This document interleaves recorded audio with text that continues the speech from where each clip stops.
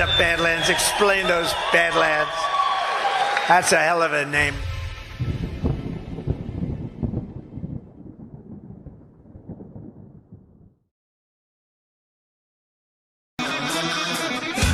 All right, good morning, Badlandia. Welcome to Badlands Daily.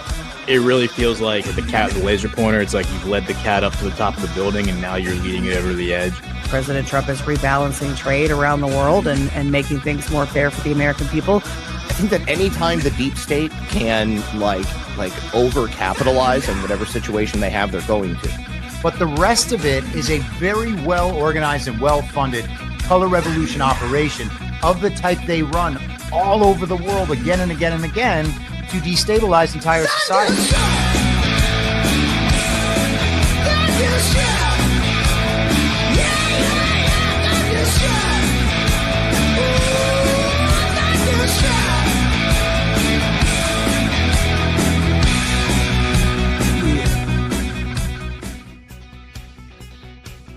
All right, good morning, Badlandia. Welcome to Badlands Daily. It's Friday, which means I'm joined by the one and only Chris Paul.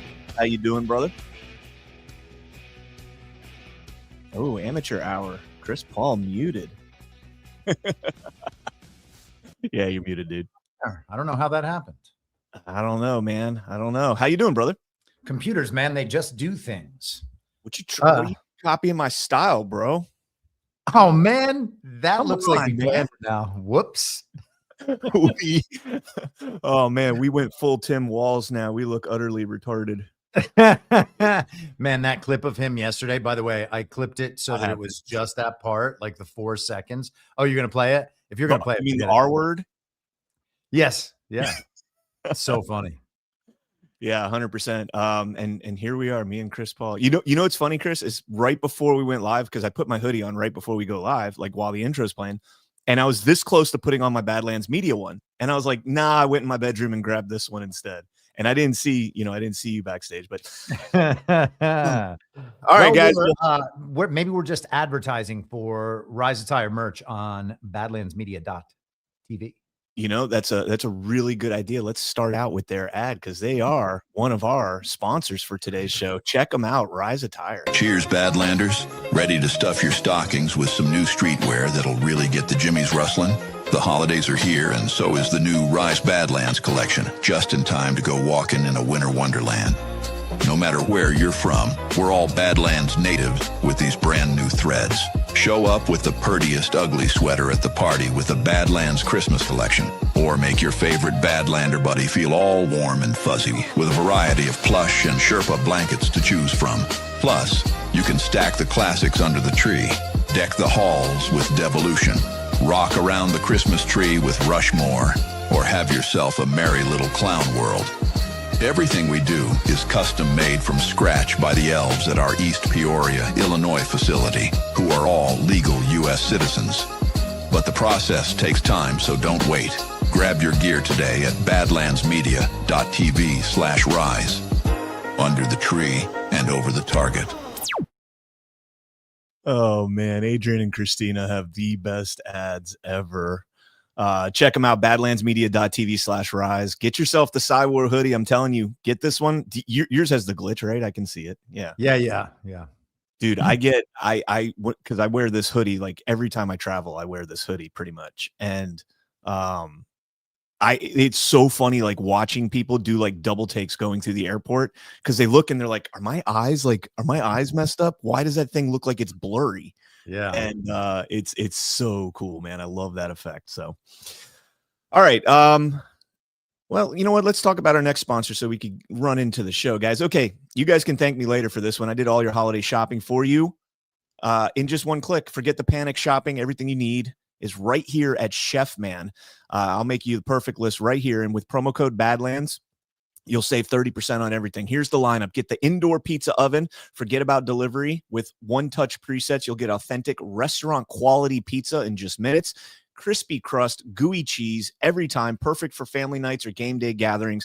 Then you've got the Obliterator blender, not just powerful, but smart. Toss in your fruits, veggies, ice, even nuts, and it crushes everything. Auto blend technology senses your ingredients and adjusts speed for silky smoothies, creamy shakes, and even hot soups. No guesswork, just perfection. My wife makes a mean chimichurri sauce with the Obliterator. It's absolutely badass. And for some extra holiday fun, get the slushy maker and turn any party into a hit. Kids love the colorful slushies. Adults love the frozen cocktails. And it's easy to clean, easy to use, and make it your new holiday tradition. And then, of course, the best one out there, the ice cream maker, because who doesn't love ice cream? But this isn't just ice cream. It's ice cream, frozen yogurt, sorbet, sherbet, Italian ice, and all right in your own kitchen. Customize flavors, ingredients, and serve up happiness in minutes. Everyone will ask for seconds. Why settle for ordinary when you can make extraordinary? Bring home the fun, the flavor, and the memories. Visit chefman.com and make this holiday unforgettable. Hop on over to chefman.com and check everyone off your list. Save 30% and watch them unwrap gifts that they will actually use. Again, check out chefman.com. Promo code Badlands. Chefman.com. Promo code /Badlands. Promo code Badlands. And yeah, man, like I want the ice cream maker. I think that's going to be my gift to myself. That would be a good one. Yeah. I know it's a woke company and everything, but like the Ben and Jerry's, when they do like all those different flavors, I can now start doing those on my own. So I don't have to contribute to their ideology. I'm a big fan of ice cream. I just have to say. I am a huge fan of ice cream. I could eat ice cream every meal if I had my time. Yeah. All right, guys, smash that thumbs up and let's get into the show. And dude, I don't even know what to make of this story. Alpha and I talked about this quite a bit. We read through the documents that were put out about this J6 pipe bomber, and it gets even more retarded as the more and more I read on this. So let's dig into it and see what this is all about. From Just the News, road to finding the J6 pipe bomber suspect paved with fresh FBI eyes and thorough police work. Well, God bless these guys. One of two things happened here, either utter failures or a cover-up. I don't know which, but let's dive into this. 5 years after police discovered the pipe bombs outside the DNC and RNC, the FBI, reinvigorated by a new investigative team and leadership, finally arrested a suspect connected to the investigation. And let me preface this article by saying I am still a huge supporter of Kash Patel and a big supporter of Dan Bongino. This is absolutely retarded. But let's keep going. The arrest came after FBI Deputy Director Dan Bongino led a new look into the mountains of evidence collected by the Bureau and its partners, including hundreds of hours of video footage, cell phone, and credit card data. FBI and Justice Department officials stressed, and this is key, the Bureau obtained no new evidence or tips, but that a fresh look at the case. It's like the fifth time they've mentioned fresh looks, by the way. That fresh look at the case, files, and data led to the breakthrough. We didn't come up with any new evidence. We didn't get a tip, said Director Kash Patel. The newly filed criminal complaint shows that the FBI carefully analyzed the credit card purchases and bank records to isolate the components allegedly used to manufacture the two bombs. So in other words, like the most fundamental police work you could ever do in an investigation was not only done 5 years after the arrest, but 11 months, I think, into this new administration.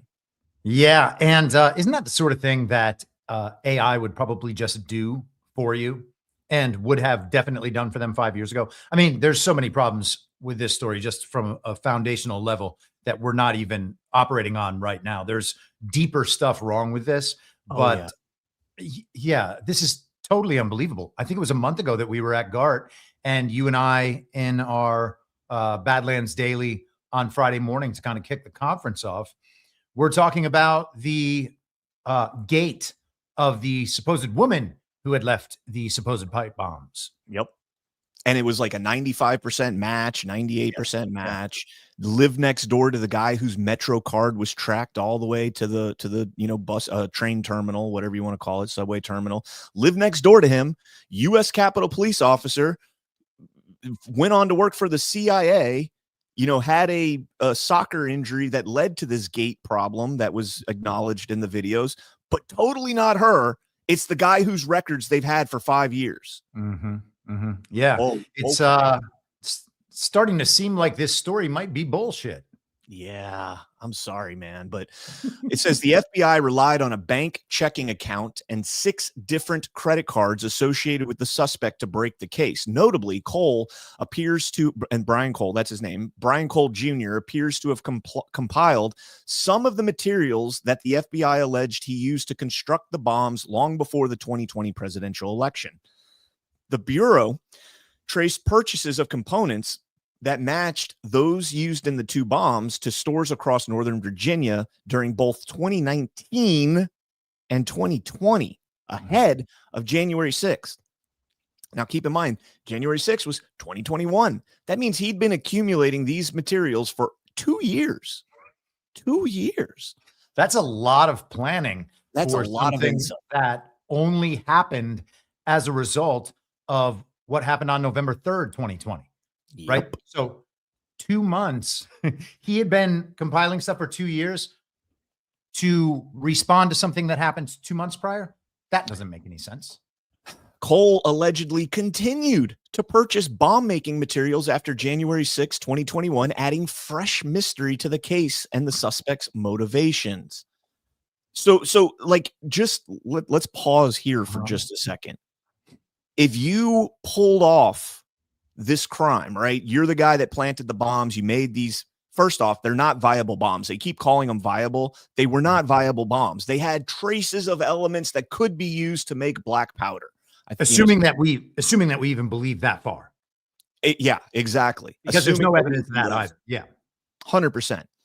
And after the guy plants these bombs and they just get discovered and there's this massive manhunt and they've got video footage of him and all this other stuff, he's like, I'll just keep it up. I'm just going to keep building more of these.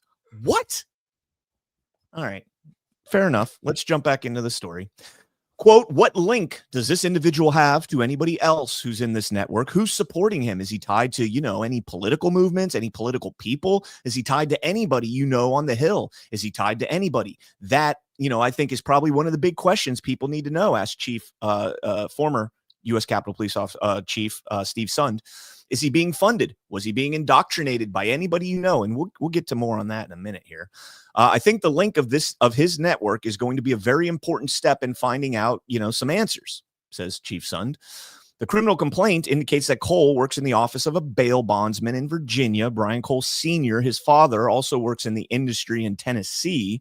Cole Sr.'s bail bond company worked to, quote, free illegal immigrants from ICE facilities per the Daily Weimar, because of course they would chime in on this. Cole Sr. also enlisted Ben Crump, when he accused a local prosecutor of discrimination and racism. That's what the father, I guess, Ben Crump is a good. Crump is the guy who does all of the major race psyops. Yeah. Yeah, 100%. So let's just unpack the Just the News article, because there's some more stuff that I want to go over on this. Sure. Again, I want to preface this by saying I think Kash Patel is in the right spot for what's going on in this country and what the Trump administration has ahead of them. But how in the hell do you think that we're to believe that they've had this information? So, when we read the report last night, you've got cell phone data from this guy's personal cell phone, walking the route, aligning with the timestamps from the closed circuit television, the security footage. You've got they obviously went and got his bank statements and his credit card statements, which, by the way, going through and saying, he purchased a 1 inch by 8 inch galvanized pipe steel from Home Depot in June of 2020.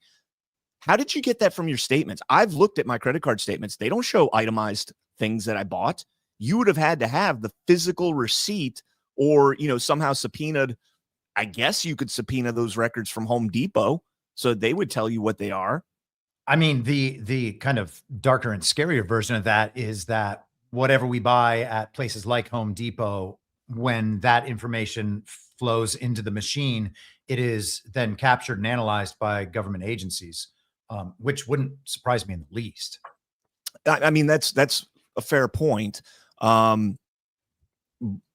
But is it also possible that perhaps when they were investigating this guy, and this is what I personally think happened, is they were investigating this guy, they took it this far, they're like, hey, we've got the cell phone on this guy, we've got all this stuff on this guy, and then they turned around and somebody shut him down and was like, yeah, it's not this guy. Get the same way, Kyle Seraphin says when he asked to make contact with the guy living next door whose Metro card was used, they said, no, do not make contact, and then pulled him off the surveillance later that day. Yeah.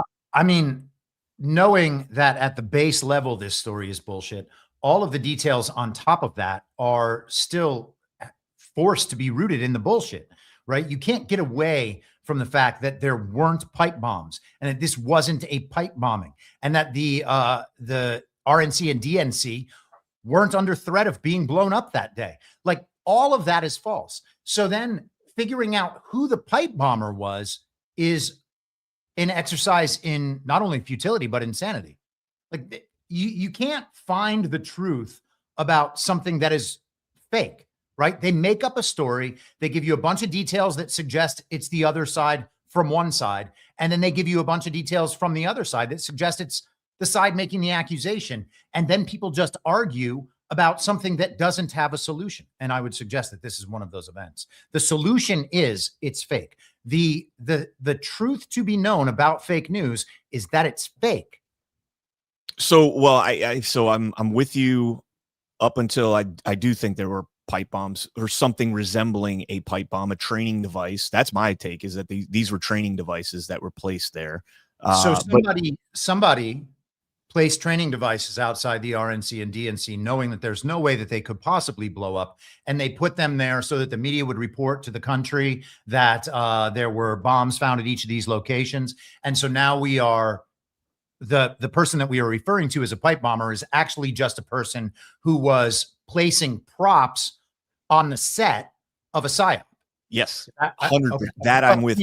At least that's a defensible theory, assuming that the first part happened. That's definitely better. But I mean, why aren't they telling us, hey, these weren't pipe bombs. These buildings were never under any threat. Why can't they just admit the baseline part of it instead of lumping these nonsense details on top of something? Bingo. Absolutely. 100%. And they use semantics to get around that. They've told us as much. They've told us that these were not viable pipe bombs, even though they continue to say they were viable pipe bombs. And they use things like traces of components made to used to make black powder, right? Traces of components, meaning maybe one of the chemicals in black powder, and I don't know the chemicals that are necessarily in it. But again, so let's just assume that this is true, and they did have the credit card statements, the cell phone data, and all this stuff.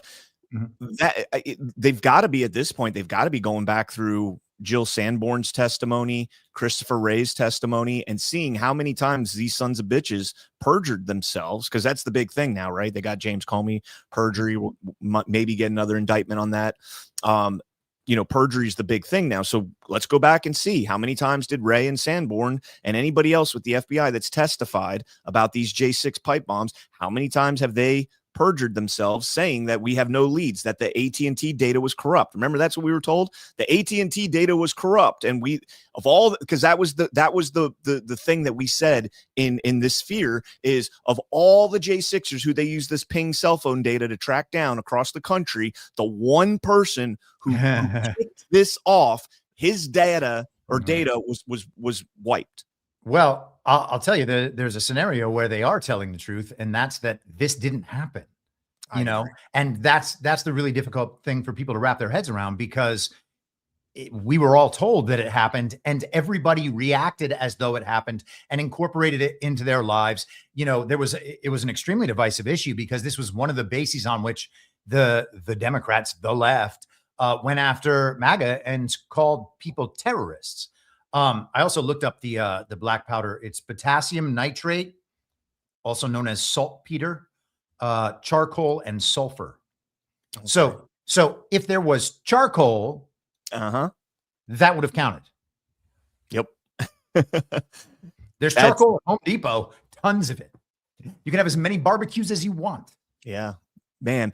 And again, maybe I'll back up a little bit on what I was saying. I think happened there. You're right. There could have been no pipe bombs, but there was a message that went out that day, and it reallocated resources from the Capitol to these buildings, and therefore enabled people like Ray Epps to whisper in Ryan Samsel's ear, "Hold on, we need more people," and then charge into the Capitol, waved in through by U.S. Capitol police officers, and ignore all of that evidence to put, what was it, like 1,500 Americans in prison in a 96% Democrat jurisdiction with nobody getting a request for a change of jurisdiction, and having 100% conviction rate on all of the cases. Yeah, it's worse than just a 95% Democrat jurisdiction. It is an un-American jurisdiction.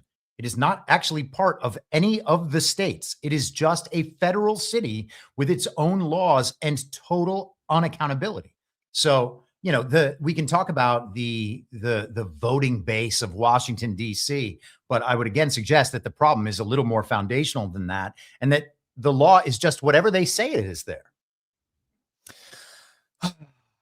And it's also something that, given the context of November 3, 2020 and what happened. And, by the way, tonight, Why We Vote, Ash and I will be sitting down with Patrick Byrne. So be sure to check that out tonight. And then I don't know if it's going to release today at 5, but at 5 p.m., me, Ash, and Alpha are going to be interviewing Harrison Floyd in his first interview since the RICO case in Georgia got dropped. And we'll talk about election fraud and how this country was subverted on November 3rd and then January 5th. People forget about that runoff in Georgia the day before January 6th that gave them control of the Senate, with Kamala Harris being the tie-breaking vote to, push all this upon us. And so set it up any better. Right? I mean, that's perfect because, Thomas Jefferson, right? A long train of usurpations. All right.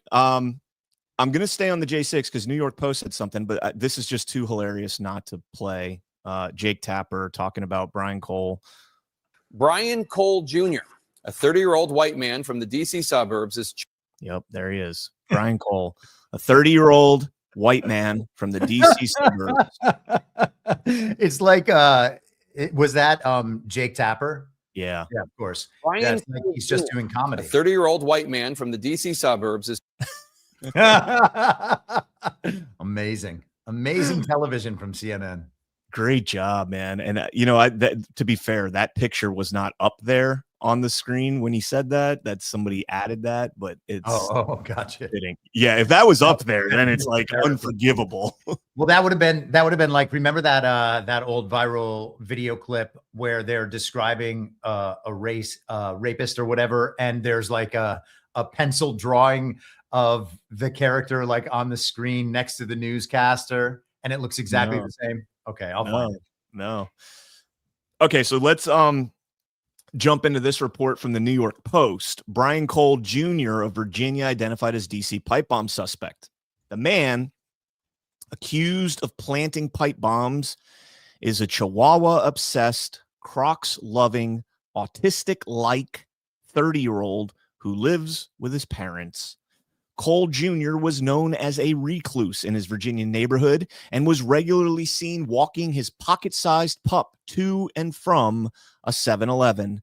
Quote, he would wear shorts all winter long. No matter how cold it was, he would be outside in shorts, walking, and he would wear red Crocs.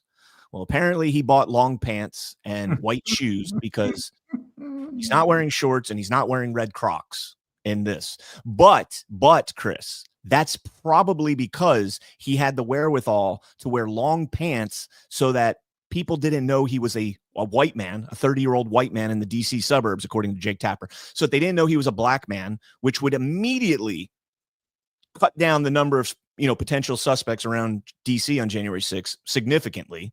MAGA movements are not typically, the BLM protests. But anyways, he just conveniently had the wherewithal to wear long pants, but forgot, don't use your cell phone and take it with you when you're going to break federal law and plant bombs. Totally need to bring your cell phone. In fact, what you should probably do is like tag your location somewhere as you're going to. That's probably another good idea. God, this story is so retarded. Let's jump down a little bit further. His neighbor said, quote, he doesn't talk to anybody. He is very antisocial, very. He keeps to himself, very introverted, very, very introverted. The guy that I know walks the dog is pretty short and has really short legs, like uncommonly short legs, the neighbor said. I would think that a gait analysis would be pretty easy to either rule him out or confirm, because his legs are, I would say, uncommonly short. It's amazing that gait analysis has become such a thing just recently. I don't know, man. I've always been told that I walk on my tippy toes. So, I mean, that maybe that is like an actual thing. Well, it's good for your calves, right? Yeah. Well, I used to have really defined calves, so maybe that's why. Why? So I don't know really who this person is. Citizen Free Press put this up, and I breezed through it before. Travis Hawley, apparently, he's former U.S. Air Force intelligence, worked at NSA, and did a bunch of OSINT digging on this guy. And I just want to scroll. There is a couple little strange kind of peculiarities that pop up in here. Let me jump down to here. I'm not going to read that name, but apparently he had an adult friend finder sex profile registered to his email. That is, I am hot for the 4-letter word for rooster, often used to, so apparently he had that username, I'm hot for rooster. He has at least 2 accounts on Gaia Online, an anime-themed social networking and forums-based website that launched in 2003. It was once extremely popular. Well, we can skip that. The suspect appears to be an avid gamer. His emails are registered to various games and accounts, including Evany, Next Gen, Game Tuts, Gaia Online twice, EA, MPGH, Game Cheats, etc. And these are the avatar images for his accounts online. So, okay. And there was one other thing. Where is it? Let's see. Oh, Brian Cole Jr. was looking for pen pals online sometime before 2015 when his account was part of a data breach. He's clearly an avid gamer and into things like fantasy and anime. He had an account with Dueling Network, which is a Yu-Gi-Oh simulator. He's been using Delta monikers across gaming websites for over a decade. Revivalist for USA. And then I love this part.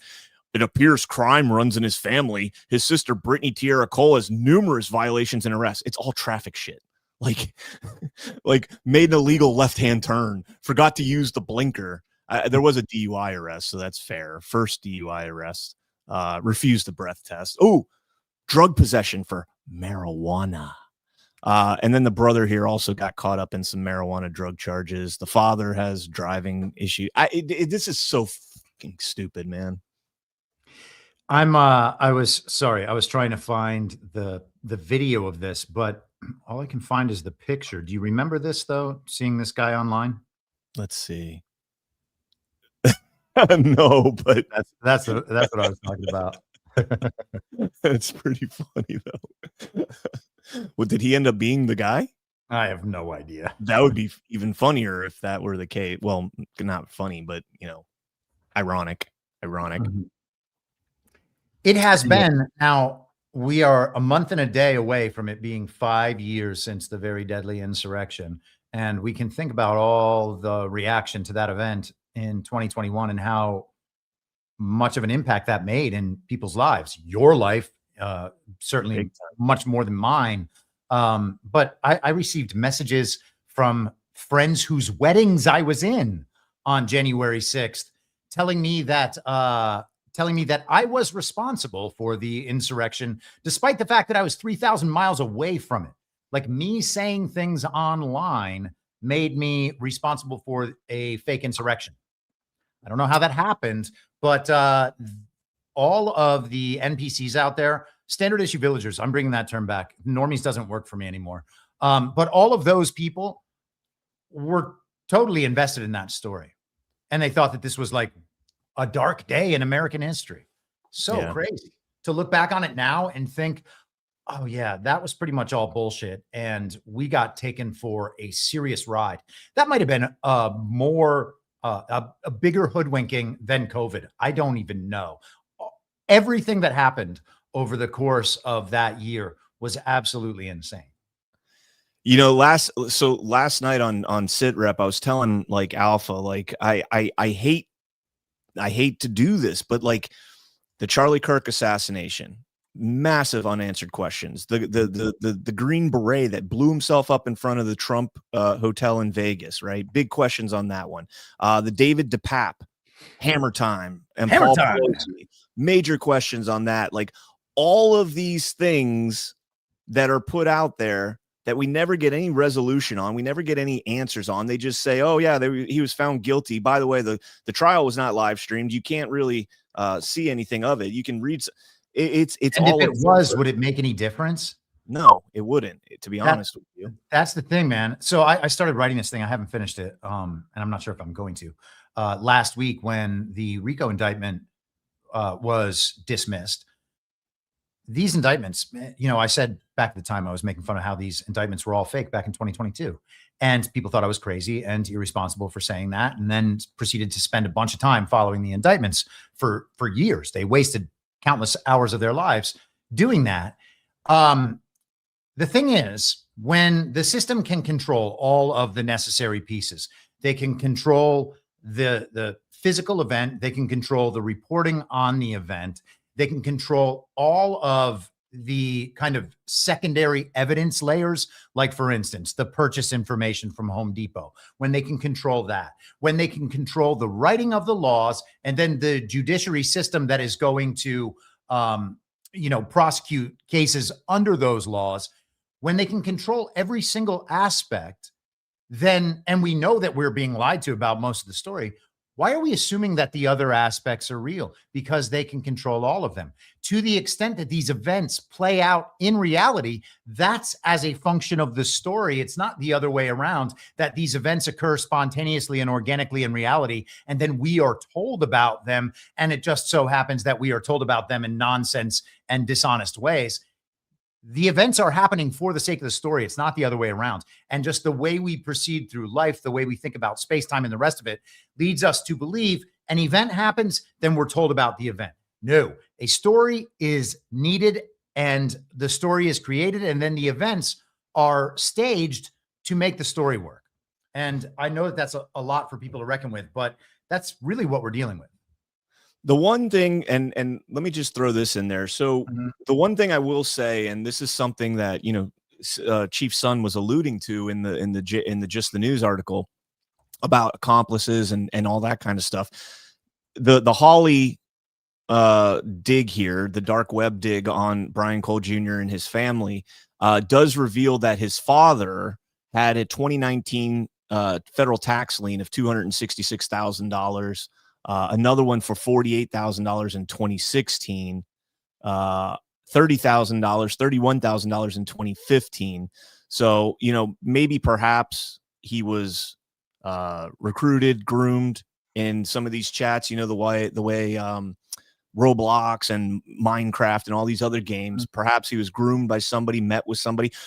I mean, at 30 years old playing those kinds of games, maybe he was the guy that was doing the grooming.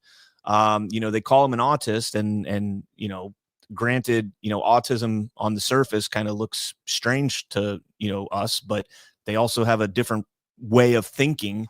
And perhaps that's something that was able to be utilized in those spheres with influence. I don't know. It's strange. Again, I just go back to, almost like a first principles theory on this issue right here. Fundamental police work for 5 years was not done. And we're now being told that all of the evidence for fundamental police work to be done was right there in front of them, and nobody did it. Nobody did it. Yep. And this is the danger then of getting tied up in the details of this, assuming that they're true, giving the benefit of the doubt to the television characters reporting these things to us, or the television characters in the administration actually doing these things.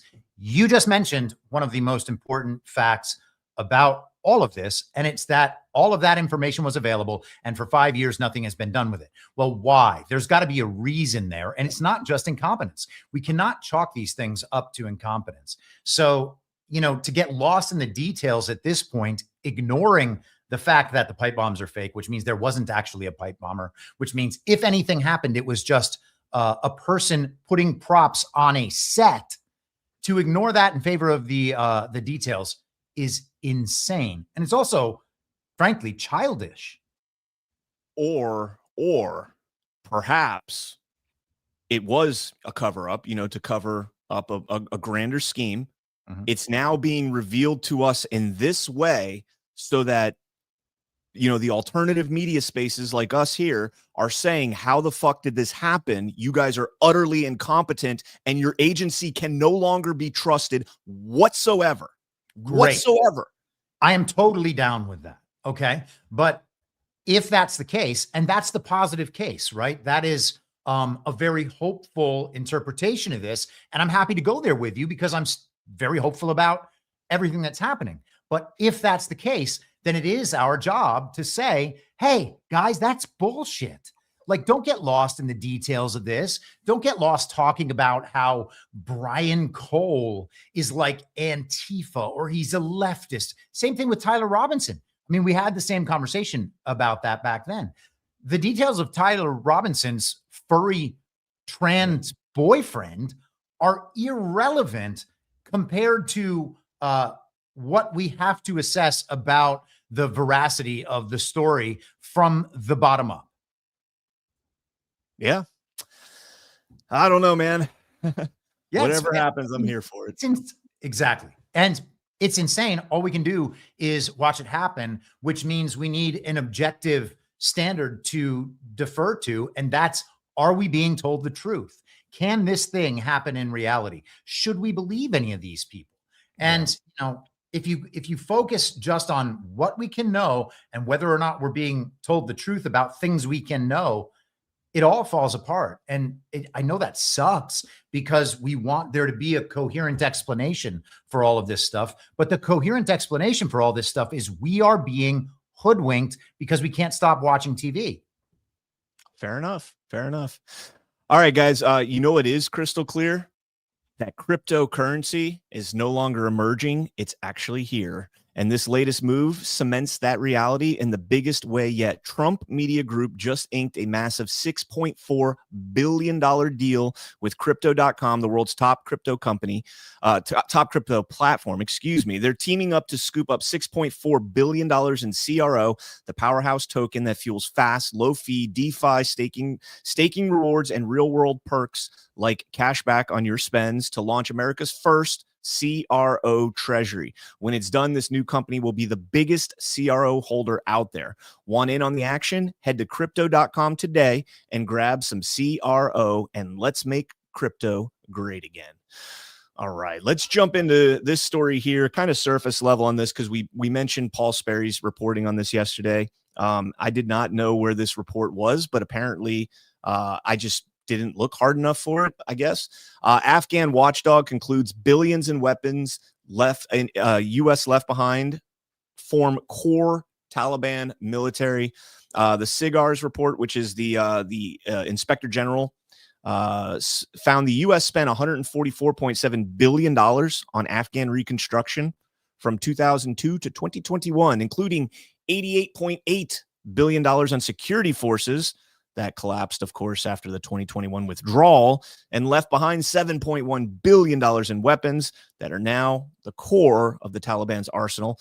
427,000 weapons, 96,000 ground vehicles, including 24,000 Humvees, 900 armored vehicles, 17,000 night vision goggles, and 162 aircraft, all now with the Taliban. The U.S. dispersed over $3.83 billion in humanitarian aid to Taliban-controlled Afghanistan through early 2025, with at least $10.9 million in U.S. funds used to pay taxes to the Taliban. We're paying them taxes now. SIGAR identified 1,327 instances of fraud, waste, and abuse totaling $26 to $29 billion, noting that the Afghan forces' dependency on U.S. support was due to being modeled after a mirror image of America's military capability. I think maybe now we finally realized, after the Soviets tried it, after the Americans tried it, just leave Afghanistan alone. Nobody is conquering that place. That place is impossible. Those people have a iron resilience to outside influence, and just forget they exist. Like, make it like Wakanda, right? Wakanda forever. Just pretend they're not there. It would be kind of badass if America was described that way, don't you think? I would love it if America was described that way. And you know, I guess because we have oceans on either side of us, we do occasionally get described that way.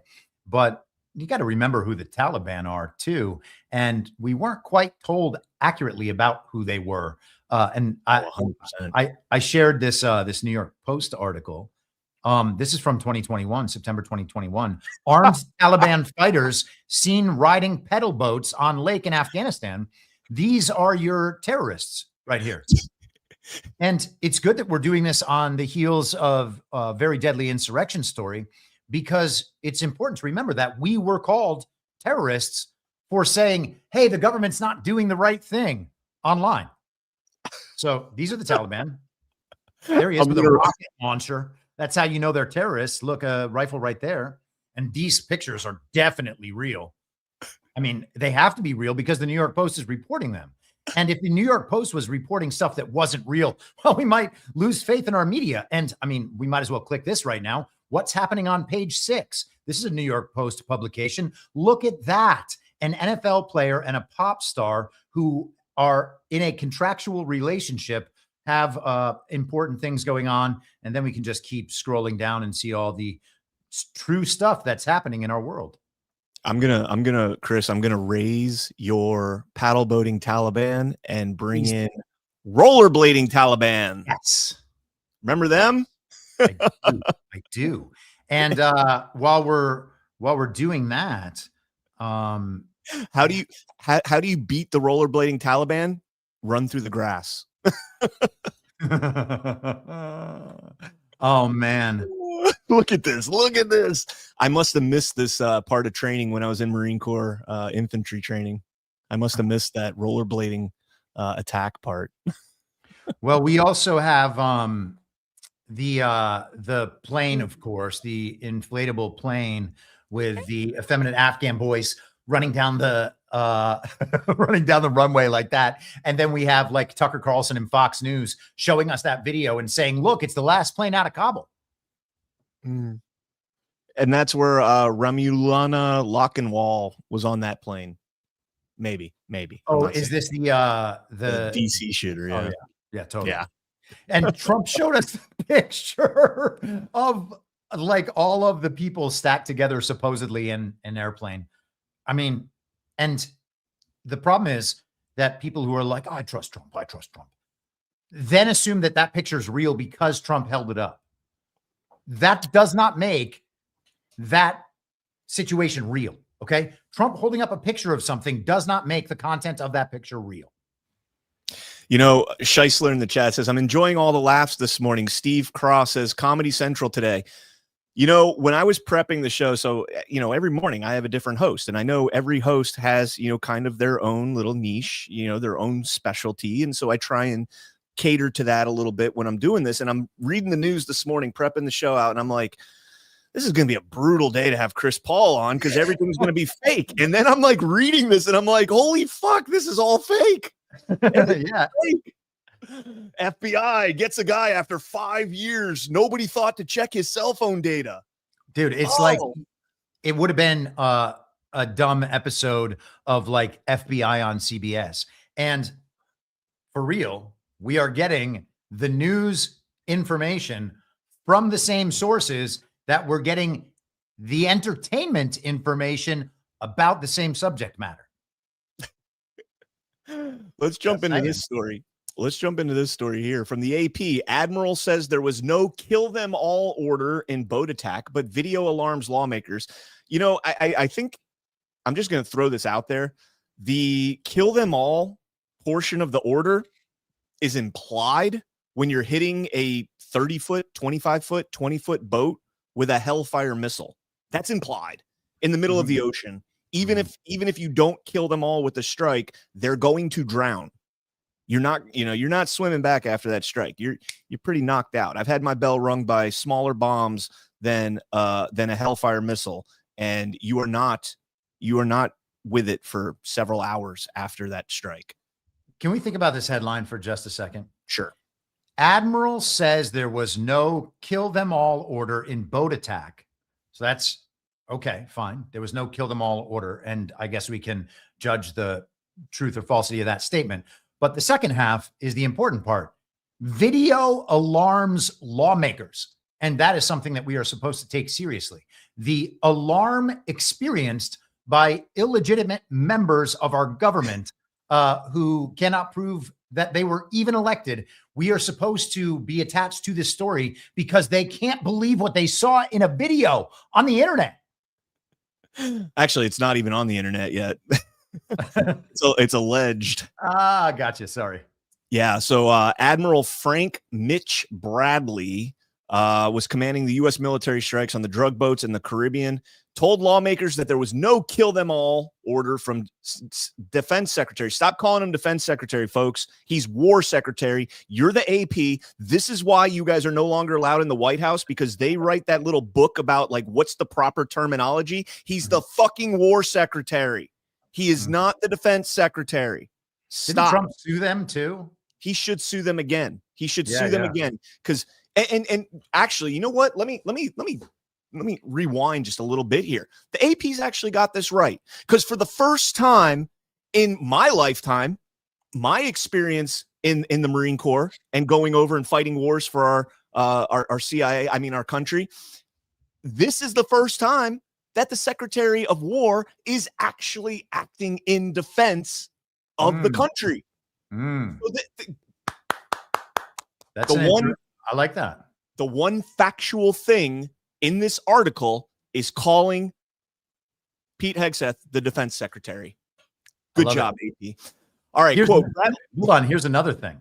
So AP didn't want to call the Gulf of America the Gulf of America. They're like, you can't change the name of this thing. All of these media outlets have been browbeating us for a decade that we have to call men women and that we have to call somebody they them. They were literally trying to make us say things that we knew not to be true.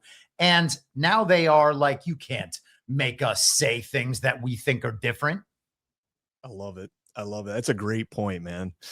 It says here, quote, Bradley was very clear that he was given no such order to give no quarter or to kill them all, said Senator Tom Cotton. God, it just pisses me off that Tom Cotton is the person that they're using to quote this, and that I have to agree with him. Senator Tom Cotton, who heads the Senate Intelligence Committee. Democrats questioned the Trump administration's rationale and said that the incident was deeply concerning. Quote, the order was basically destroy the drugs, kill the 11 people on the boat, said Representative Adam Smith, the top Democrat on the House Armed Services Committee. Yeah. You guys have been trying for how many years to stop the drug trafficking into the United States, killing, I mean, I've had personal friends that have been killed as a result of this, several, including my cousin, who died of a heroin overdose when I was in Afghanistan, walking through the fields that made the heroin that he overdosed from. One of my Marines that died last April because he took a Xanax that was laced with fentanyl, appeared as a perfectly normal pill, and his twin brother finds him downstairs at 2:00 in the morning, dead. So I have had that same situation very close to me in my life. I've experienced that. So I totally get it. And as far as the drug boats go, it's really, really strange that these uniparty politicians are so hell-bent on protecting these transportation networks. Kind of makes you think that the whole system operates together as an international criminal enterprise. Yep. 100%. And these are all the same people that were, rah-rah shish kumbah when we were over in Afghanistan and Iraq smoking Taliban and getting smoked ourselves and having guys come back, quadriplegics and paraplegics and no legs and, all sorts of traumatic brain injuries and all the things that we came back with. Why? Because this is for patriotism. This is for America to go in there and bomb people 8,000 miles away that have never heard of an airplane. Okay. And I'm not even exaggerating when I say the people we were fighting did not know what airplanes were. That's crazy. Imagine we were launching Hellfire missiles into their paddle boats. Or throwing a stick in front of their rollerblades. That's what we're going to do. Drones shaped like sticks. Bill Gates can have his drones shaped like mosquitoes. We're going to have drones shaped like sticks. And they're just going to go right into the blade. It reminds me of like, you ever see like in the old cartoons when you're chasing somebody and they have like the oil slick button in their car and it drops oil behind the car. That's what you do for the rollerbladers, except it's rocks and like little like twigs and stuff. And you just drop that all behind the car and the rollerblading Taliban can no longer catch you. Are you talking about one of the greatest video games of all time, RC Pro M? Oh, RC Pro M was one of the best. Nintendo OG, man. Indeed. And then Mario Kart was good, and I love Mario Kart, don't get me wrong. But RC Pro M is undefeated. Yeah, but the original Mario Kart was good because the battle was amazing in that. The new one is just a racing game, and it's okay. I mean, we have fun playing it, but the OG Mario Kart where you drove around on a square track and shot people with turtle shells, that was the shit, man. All right. It's a fun Friday, guys. There's literally nothing serious in the news today. So isn't it weird how like the news just stopped happening and all we're doing is hearing updates on old stories? Dude, spot on. We're going to get into another old story here in just a second, but I think, so that's pretty much it for this story. There was the hearing yesterday behind closed doors, of course, because we don't want any transparency on this. We just want to have Tom Cotton and Adam Smith come out and tell us about their emotional experiences behind closed doors with Admiral Bradley. Meanwhile, President Trump says, F you all, I'm doubling down, and blew up another Venezuelan drug boat yesterday. This is from U.S. Southcom on X. Boom. Yeah, that is that cannot be created by AI. No, definitely not. This video is on hundo. At some point, I mean, let's just presume that this is that this is real. Sure. At some point, are these retards going to say like, maybe we shouldn't do this anymore? I don't know. I guess if you have, let's say you have a 75% chance of reaching your destination, and to do so would give you enough money to feed your family for 2 years, would you make that trip? And I would suggest that if people are impoverished enough, maybe they would. I guess. Stand by 1 second. Okay. All right. Let's jump into this story. We said we're bringing back old stuff, right? From Axios, Signalgate report finds Hegseth potentially put U.S. forces at risk. This is not from March of 2025, guys. This is from today. Well, yesterday, technically. Yesterday. I don't know. The March bombshell from The Atlantic that its editor-in-chief was inadvertently included in a Trump administration signal chat on airstrikes in Yemen has haunted Hegseth. Has it really? Like, I didn't even remember this story until yesterday. Like, I couldn't care less about this story. A House Democrat announced on Wednesday that he plans to introduce a long-shot effort to impeach Hegseth, in part citing the signal fiasco. Hegseth, quote, created a risk to operational security that could have resulted in failed U.S. mission objectives and potential harm to U.S. pilots by sharing sequencing details about an upcoming attack over an unapproved, unsecure network, the Inspector General's report reads. Again, I'm just going to push back on this. The unapproved, unsecure network, literally CISA said in December of 2024, 4 months before this event took place, that high-profile individuals in politics, meaning, the bureaucrats, should use Signal, specifically Signal, to have private conversations with their colleagues because of its end-to-end encryption. That's in the CISA report. Just want to point that out. Also worth noting, the inadvertent inclusion of Jeffrey Goldberg in that Signal text group. Have we gotten the means by which he was included? Like who added him to the group? Because those things don't generally happen inadvertently. And if you're in a text group with 15 people and one of the messages you see during the day is, hey, this person was added. Do you have it there? Read that. Now that Signalgate is back in the news, can we please get screenshots from someone's phone to show how Jeffrey Goldberg appeared in the chat to the rest of the group? Yeah, buddy, you nailed it. That's last the question. Night at 11:30. How did Goldberg get into this chat? How did he appear to others in the chat? Because that's the thing that's been plaguing me, is because we have his screenshots, so we know how his moniker appears to him. You know, and I don't know, like, you know, like on Signal, when it says like so-and-so has entered the chat, does it appear the same way to every single person? And does it appear as that? Because we don't have anything that says Jeff Goldberg. We have JG, right? That's all we have is JG. And so, you know, this is kind of one of those things where after Trump is elected in December of 2024, CISA puts out this report saying, hey, guys, use Signal. Catherine Mayer, the CEO of NPR, was also, she's on the chair of the Signal Foundation, which is Signal. She's a chairman on that. I think she was the chairman of the board. I know she's a chair on it, and she's got ties to UNICEF, the World Bank. I mean, she is just an absolute deep state monster based on her credentials.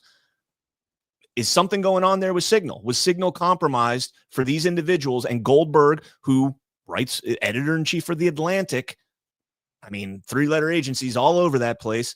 It just really irks me that these questions aren't answered. But we're back to Hegseth totally gave you the time and location of the Yeah, I would suggest, I mean, this is how I operate and nobody has to do it, but I would suggest when issues like that come up and we're not given basic underlying foundational information about these stories, just check out.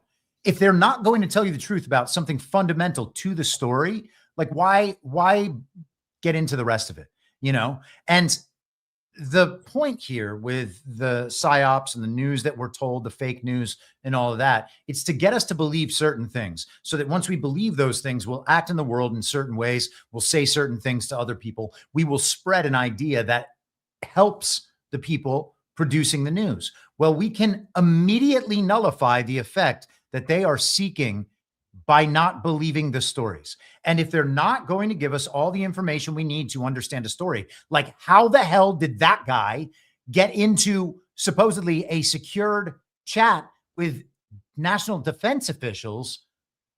Sorry, you don't get any trust for any of the rest of it. And I'm not going to care. I'm not going to have an emotional reaction. I'm not going to engage in the drama. We got to get there at some point. Because otherwise we are just like a yo-yo and they can toss us around on a string whenever they want. Yeah. And, you know, now that we have this, you know, alternative media space, and I really should reach out. I know several people personally that are now in the Pentagon as, you know, press people. You know, I know, it's time somebody answers that question. How did Goldberg get in the chat? How did his name appear in the chat? You guys have released, you know, he's published his version of the story. Where's your guys' version? Did you guys know that Jeff Goldberg was in there? Because if you did, then you should have been asking questions. But if you didn't, if this was deceptive, or if it never even happened, if he wasn't in the chat and Signal is in fact compromised, and they found this is the one little tidbit that we can throw, because they have a hard on for getting Pete Hegseth out of that role. And I don't know why. I don't know why, because other than the fact that he's not, you know, he was a major in the Army and not a 4-star general, a TV general, as President Trump calls him. There's nothing about him that would be unappealing to the mainstream. Yeah, unless he's going to do things that they don't like and they know that the public likes him or something. You know, it has to be something along those lines, I would think. Or like actually does like him and he gets overwhelming approval because he's actually putting, you know. Yeah. That is a better way of saying what I was trying to say. All right, let's jump into this story. From CNN, grand jury declines to re-indict Letitia James. 10 days after the federal judge threw out the initial charges against her, a new grand jury said no indictment. The Justice Department could try to indict her a third time. As you guys know, she was charged in the first indictment when Lindsey Halligan was thrown out of office, which is absolutely absurd. But she was originally indicted on 1 count of bank fraud and 1 count on making a false statement to a financial institution. This was all around her purchasing the home in Norfolk, Virginia, listing it as her primary residence in order to get better, tax deals, and then renting it out. So making money off of a property that was listed as her primary residence. My biggest takeaway from this, Chris, and this is something, again, another rehash of an old story. Why is she the New York Attorney General if her primary residence is listed in Virginia? Because last time I checked, you have to live in New York and have your primary residence in New York in order to be the Attorney General there. And I was playing around with the large language model this morning and seeing if you could sue to have her removed from office. And the court said no, because there's nothing in the law that says primary residence. It just says you have to be a resident of New York for 5 years. So the system operates beyond its bounds, its legal bounds, and it sets its own legal bounds. And we have, and I know that people are going to bristle at this, but as citizens, we have abdicated our duties to hold the government accountable. These people are our agents. They can't tell us what to do. They're not allowed to confiscate our property. These people are our agents serving at our pleasure, and we are unwilling to assert that. Yeah, let's stay on this topic, kind of, sort of. From Politico, Trump nominations package hits stumbling block in the Senate. I think my biggest takeaway from this is that we are 1 month and about 2 weeks away from one official year into President Trump's third term, to be succeeded by his fourth term. And we still don't have all of his nominees. In fact, we still have 420 that are still awaiting appointment. That's my biggest takeaway from this. Democrats blocked Republicans from successfully taking an initial step towards confirming a package of more than 80 nominations because one of the picks does not qualify to be included. Sarah Bailey's nomination to be the Director of National Drug Control Policy is a senior level pick requiring individual consideration under the new rules Republicans themselves have drafted this year for multi-nominee confirmation votes. Chris, let me finish reading this, and I'm just going to turn you loose on this absolute abomination. Senator Michael Bennet challenged whether the package could get passed with a simple majority of Bailey's nomination stayed included, bragging that he just blocked 88 Trump nominees from confirmation. Quote, "I will not allow unqualified nominees, this White House, or the president to undermine the rule of law and our national security." Who the fuck does this guy think he is? Republicans refiled the resolution, now including 97 nominations, and that will pave the way for another series of votes, which currently include 13 U.S. attorney designees and a dozen sub-cabinet appointments. So not only, and it goes on to say that a GOP aide is bragging. Thank you to Senator Bennet, because now instead of getting 410 people nominated, we're going to get 420 people nominated. Dude, it's 1/4 of the way into President Trump's term, and you still are keeping his hands tied behind his back and not letting him put the people in place that he was elected to put in place. This is an utterly broken system. Go ahead, Chris. Utterly broken system, I would totally agree with. It's hard for me to get upset that people nominated to positions in this government in that totally broken system are not able to assume those positions.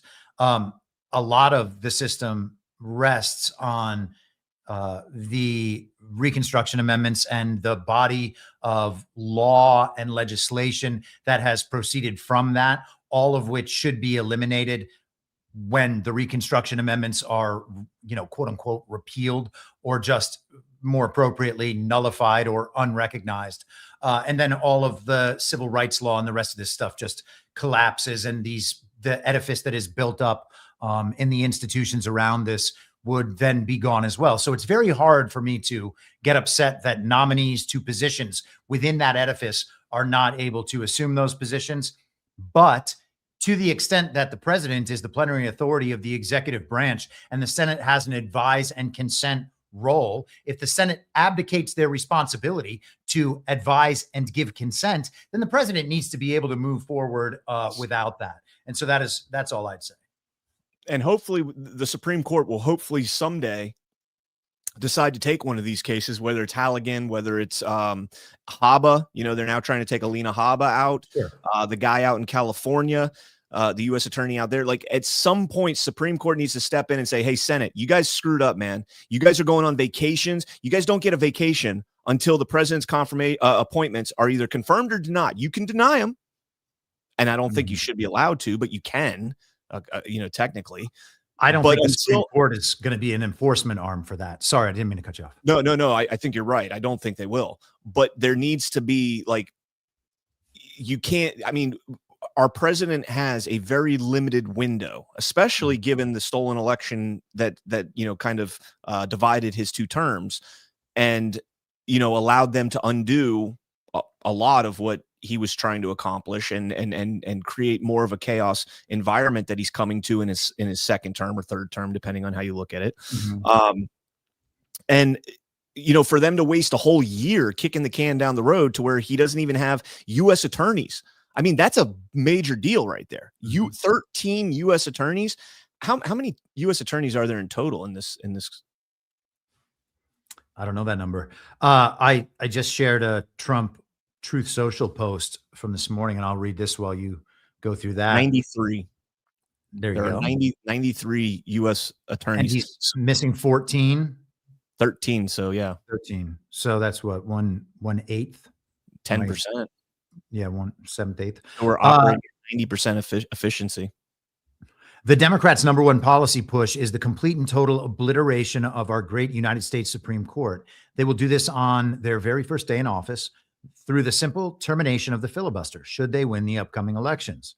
The radical left Democrats are looking at 21 justices with immediate ascension. This would be terrible for our country. Fear not, however, Republicans will not let it or any of their other catastrophic policies happen. Our country is now in very good hands, MAGA. And I suppose we will see. These are the sorts of things where I would say I do believe that Trump is giving us advanced information on the attempts that we are going to see. And, he's been talking about Supreme Court expansion since at least 2020 and maybe earlier. But the validity, the legitimacy of the Supreme Court is being called into question by both sides. And I don't know if you have the decision from yesterday lined up to talk about today, but the Texas one, so we'll just wait for that. Yeah. That's what I was actually going to next. Oh, cool. So there it is. It's already pulled up. Supreme Court rules Texas can use redistricting map during 2026 midterms. Basically, I mean, I don't have anything crazy on it other than they said that there was no racial gerrymandering, and that they can use these maps. They'll gain 5 seats. So I read some of the decision yesterday, and I listened to the arguments a month or so ago, or maybe it was mid-October. Yeah, 6 weeks ago.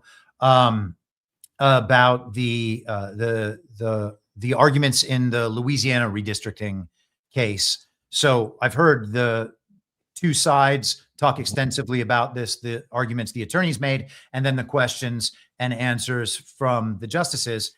The decision yesterday was very much along the lines of the issues dealt with in the Louisiana issue. Alito, if I recall, wrote the opinion, the majority opinion. It was like 4 or 5 paragraphs. And then Elena Kagan wrote the dissent, and it was like 18 pages long.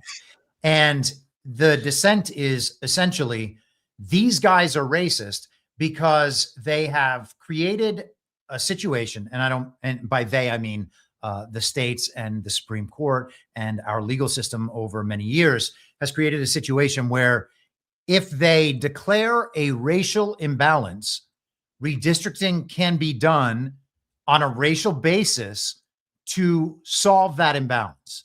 And they say that's not us using racism. That is us eliminating racism from the process. Equity. And then if you want, if you're like, wait a second, these districts were all set up on the basis of race to give racial advantage to a certain party because that party has become totally aligned with race. Well, now we can't rectify this situation because to do so would be racist. It is insanity. And so they've developed a simple test, and this is what Alito was referring to. And by the way, these tests are all just the court deciding how the law is going to operate and then making their decisions law. But they have decided that partisan gerrymandering is totally fine as long as it's not racist. So they have to prove that the gerrymandering was just to give Republicans advantage rather than to give a racial advantage, which, you know, is already insane. But so the test they have is you're saying what we're doing is racist. We're saying what we're doing is partisan. So you need to come up with another map that accomplishes our partisan goals and accomplishes your race goals. Because if you can't come up with that map, then you can't say what we're doing is racist rather than partisan. And that seems pretty clear and obvious, although the whole thing is obviously convoluted. Kagan's response was that the Supreme Court, in releasing this decision on the timeline they released it, doesn't abide by their clear error standard, which means that the lower court is the finder of facts and that the Supreme Court is then held hostage to the lower court's finding of facts unless they can point out a clear error. And so it's all these levels of precedent and court policy and whatever that people like Elena Kagan and anyone who supports the regime infiltration of that court over centuries now, this is the stuff they rely on.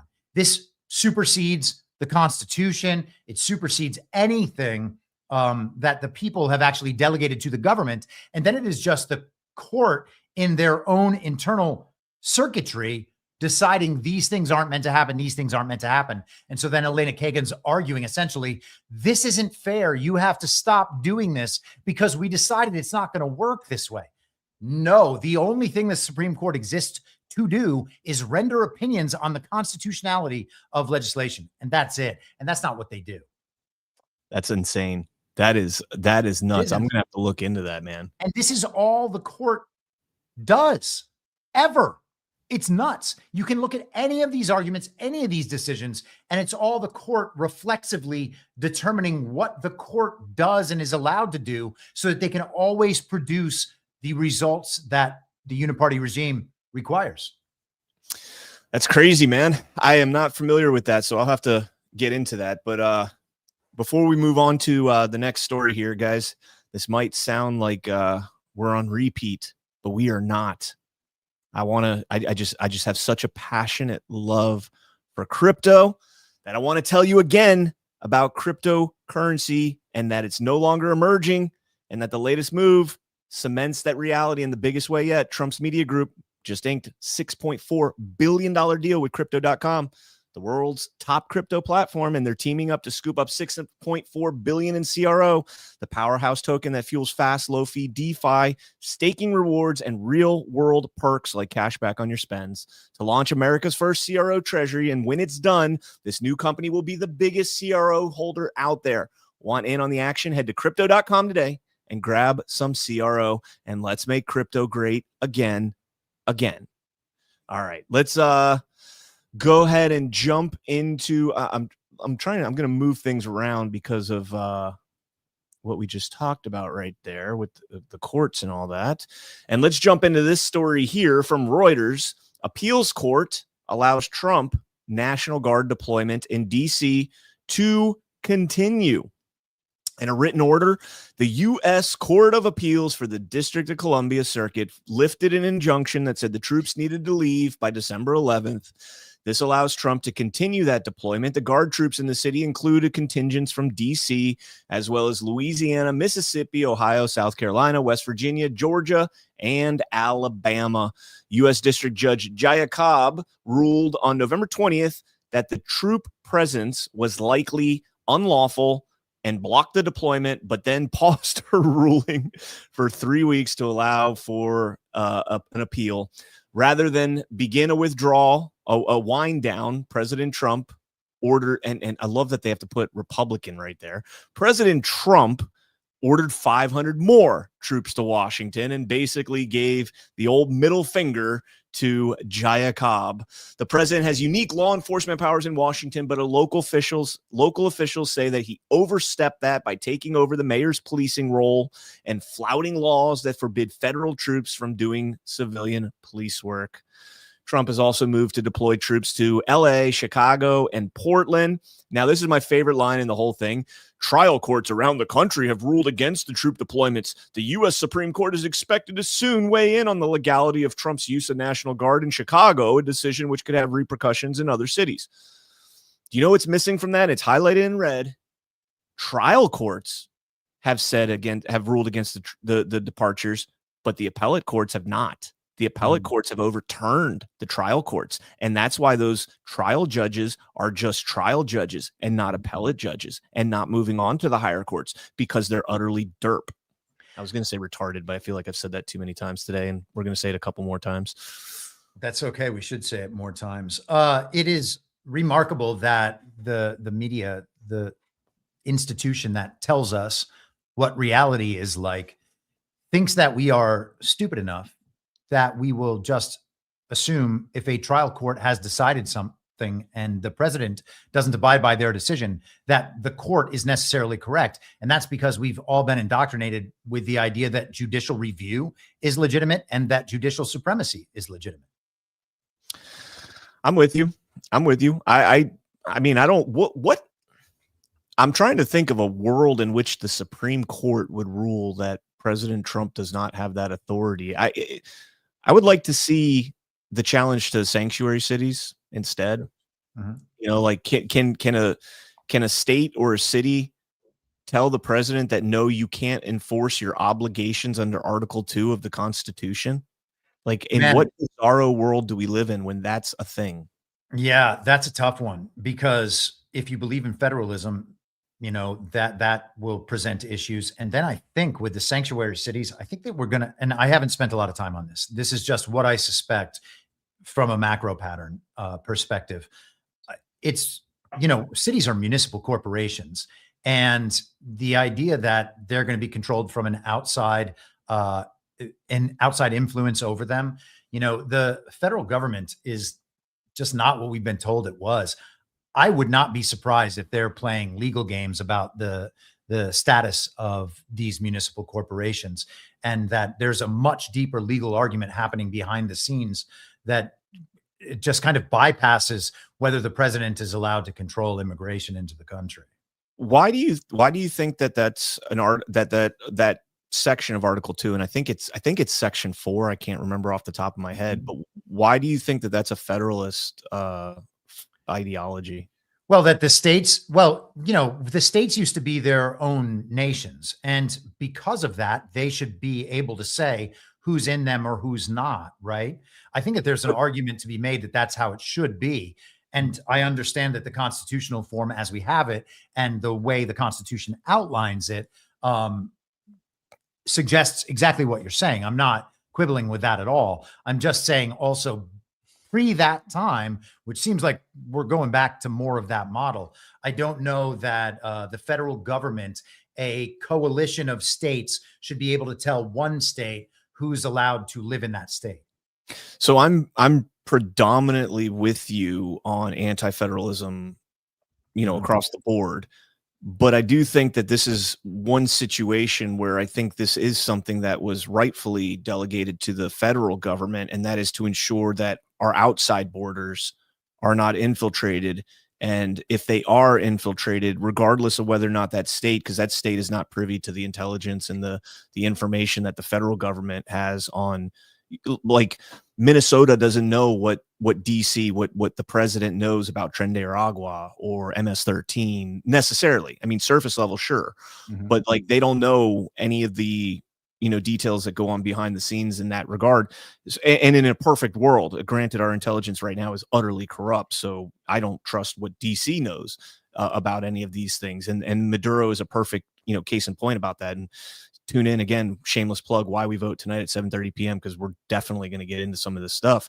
But I think that is one that I get what you're saying from the anti-federalist standpoint, like free travel throughout the country. You're free to roam about the country, right? Southwest Airlines. But I think that in terms of an outside force coming into our country or outside presence coming into our country, I think that the federal government should have some authority over that. Yeah, and I'm not making an argument otherwise. I'm suggesting that there is something else going on deeper than that, and that these issues will have to be settled out and at some point, because this is territory that we haven't really crossed too deeply into. And I think that we're kind of going through all of the same arguments that happened in that founding period, and that this is one of the important ones. As far as the federalism, anti-federalism thing goes, those labels are a little bit misapplied when you're talking about these were the anti-federalists, these were the federalists. I am talking about little f federalists, like that things should be decentralized from the federal government back to the states. I think that we are going in that direction. And then ultimately the people, of course, being the true sovereigns of the states and then delegating their authority to the states, then the states delegate their authority to the federal government. If the people of a state, therefore, want to import 100,000 foreign workers to build railroad tracks, can the federal government tell them no? Like, that's a simple version of the conversation that I think is going to be had at some point. That would actually be a really interesting conversation to have, because framing it that way I can understand, but at the same time, specifically to what we're talking about now, that doesn't apply. I don't think. I'm with you. I'm with you. I just think that there are some deeper issues that we haven't really gotten into that we're probably going to have to at some point. Embrace Jefferson and F. Hamilton. There we go. All right. I want to play this clip here, and then we'll get into our favorite R word. This was at the Minnesota Housing Stabilization Program. The predicted cost was $2.6 million. I guess I should give context here. So this is a Minnesota fraud scheme that's being uncovered, I guess, in real time. And shocker that there's fraud in Minnesota or any blue state revolving around social services. But here we go. Dollars annually. You can see the actual costs there eclipsed by at least 10 times, closing in on 50 times. First half of 2025, they spent $61 million on that. Other examples of alleged fraud: Feeding Our Future program, $250 million, autism treatment, $14 million, Medicaid, $18.5 million for services that were never provided. And allegations, Mr. Chairman, that Tim Walz, the governor of Minnesota, either turned a blind eye to this or actually empowered people to do this through political correctness. What do you want to know? Well, first of all, what you're going to see is the fraud entailed a whole menu of government programs, social programs, and that's kind of the mojo for the Democrat Party now. They want to put more and more money into social programs, but yet they refuse to accept responsibility for any type of waste, fraud, and abuse. What we know is the state employees in Minnesota rang the bell, they blew the whistle that there was massive fraud, and yet Tim Walz and Keith Ellison, the Attorney General, apparently turned a blind eye to that for fear of political retaliation from the large voting bloc of Somalis. Yeah, well, you just pointed that out. What the employees of the state were saying. This is from the Minnesota Department of Human Service employees. They posted this on X Saturday. They said, quote, Tim Walz is 100% responsible for massive fraud in Minnesota. We let Tim Walz know of fraud early on, hoping for a partnership in stopping fraud, but no, we got the opposite response. As staff, we firsthand witnessed and observed fraud happening, yet we were shut down, reassigned, and told to keep quiet, sometimes more. There are even allegations. That sure sounds like whistleblower retaliation if I've ever heard it. Here's my favorite clip of the day, and then we'll get into that story. This creates danger. And I'll tell you what, in my time on this, I'd never seen this before. People driving by my house and using the R word in front of people. This is shameful. And I have yet to see an elected official, a Republican elected official, say, you're right, that's shameful. He should not say it. So look. She's literally retarded. All right. What's going on with your camera? Whoa. Dude? I don't know. What's going on with your camera? That's a new that. version of Chris Paul. You just doxed yourself, man. I now know you have. Well, I don't know. I don't know about that. You have a curtain rod now. You now know I have blinds. I just always thought you were doing this in like a really dark room. No, it's a black backdrop. I just thought you were always in a dark room. The mystere behind Chris Paul is now gone. Yeah, it's like the Wizard of Oz once you look behind the curtain. Do you know? Did you see my post? Oh, you didn't see my post because you're not an X. I watched that over the weekend with the Wizard of Oz. Yep, I haven't seen that movie in 35 years, mm-hmm. and I watched it, and holy crap, what a weird man. Really? Yeah, just I mean, so you know, there's all the predictive programming and all the MK Ultra stuff around. Yeah, I've been thinking about doing that on Badlands Story Hour with Burning Bright. Maybe it would be worth returning to. Maybe we can have you on. Yeah, me and Christy were gonna watch it like for a date night and do like the movie theater. Oh, cool. Yeah, do that. Yeah, we were thinking about doing it, but we already watched it, so it's kind of ruined now. But we could find other movies, I'm sure. All right. So anyways, just massive fraud there. You know, you're seeing programs, $2.6 million was budgeted, and they're spending $104 million in this program. This is what is going to, you know, segue, I think, or it's already happening into SNAP benefits and the pushback you're seeing from these blue states and one red state, Nevada, you know, under Lombardo. And I use the term red state very loosely because Joe Lombardo is not necessarily a, you know, whatever. But telling the federal government, no, you don't have the authority to come in here and audit our spending on SNAP, and then at the same time putting their hand out and saying, give me my SNAP money. Like, that's just that can't be, and that needs to be resolved by the Supreme Court immediately. And that's all I got to say about that. Just the news. Go ahead. I was just looking at the chat and the reactions to the word retarded. I'm so happy that it has finally made it back into the mainstream. 3 years ago, I was getting suspended regularly on Twitter for using that. In fact, that's what got me banned for 2 years initially in the fall of 2020. Some fat country singer was talking about how Trump was stupid for believing that coyotes, the dogs, the wild dogs, were transporting drugs across the border. And I asked him, are you retarded? And that got me banned from Twitter for 2 years. 2 years. Brian's joking. Yeah, until like right before Elon Musk came back and they let a bunch of people back on. And then I started calling all the Ron DeSantis simps retarded. And they were like, you're not allowed to say that word. And I got suspended like 15 more times. According to Alpha, if you say retard on X, it will. I'll tell you this. I absolutely love Alpha, and I think that was a wonderful observation about what the algorithm is doing. But if you are going to capitalize the T in retard to make your way around the algorithm, you have already lost the battle. Yep. That's exactly what I was going to say. If you are having to do these types of shenanigans just to be able to say something, yeah, that's spot on, man. Yep. But yeah, the whole point is if you capitalize the R and the T. So you'll see, I did it once to see if it worked, and I don't know if it did. I didn't really care enough to go back and check. Maybe I just really wanted to call somebody a retard that deserved it. I didn't get to be fair, I didn't get suspended every time I said retard. It was only on certain occasions because I said it thousands and thousands of times. And I think that it's important to test these systems and show people, hey, look, here's this normal thing that I'm going to say. And look what the machine is doing. Look how the system is responding. Understand what that means for your role within the system. And instead, we just bow down. Let the system censor you and go elsewhere. Amen.